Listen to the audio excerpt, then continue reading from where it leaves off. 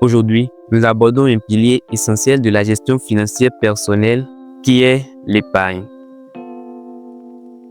Nous allons explorer ensemble ce qu'est l'épargne, pourquoi elle est indispensable et surtout comment l'adopter efficacement dans votre vie quotidienne.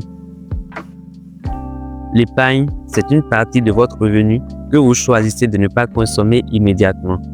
C'est une somme que vous mettez de côté pour des besoins futurs. Elle constitue une composante essentielle de la gestion financière personnelle. Dans son livre « L'homme le plus riche de Babylone », George Clason nomme l'épargne comme la première loi de l'or. Cette épargne est au cœur de la stabilité financière et il existe deux raisons à l'épargne. Nous pouvons classer ces raisons en deux catégories, l'épargne de précaution et l'épargne d'objectif.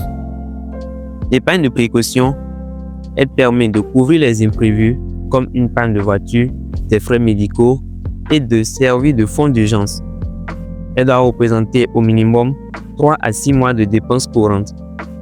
Si par exemple vous avez des dépenses mensuelles de $1000, l'épargne de précaution doit constituer au minimum $3000. L'épargne d'objectif, elle sert à financer des projets précis comme un voyage, l'achat d'une maison ou la retraite. Cette épargne sert également à faire des investissements qui vont vous générer des rendements.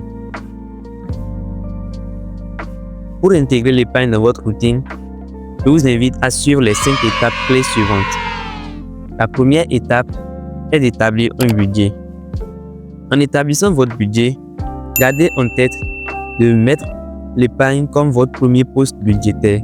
Lorsque vous avez votre revenu, vous devez mettre obligatoirement de côté 10% au minimum de votre revenu. Comme le dit George Clason, l'or vient volontiers en quantité toujours plus importante à l'homme qui met de côté pas moins du dixième de ses gains pour créer un capital en prévision de son avenir et de celui de sa famille. Cela nous montre réellement en quoi il est important d'épargner au minimum 10% de son revenu. Passons à l'étape suivante. L'étape 2 est d'automatiser l'épargne. Configurez donc des virements automatiques vers vos comptes d'épargne. Vous pouvez programmer un transfert automatique de $150 vers votre compte épargne chaque mois, le jour de votre paie.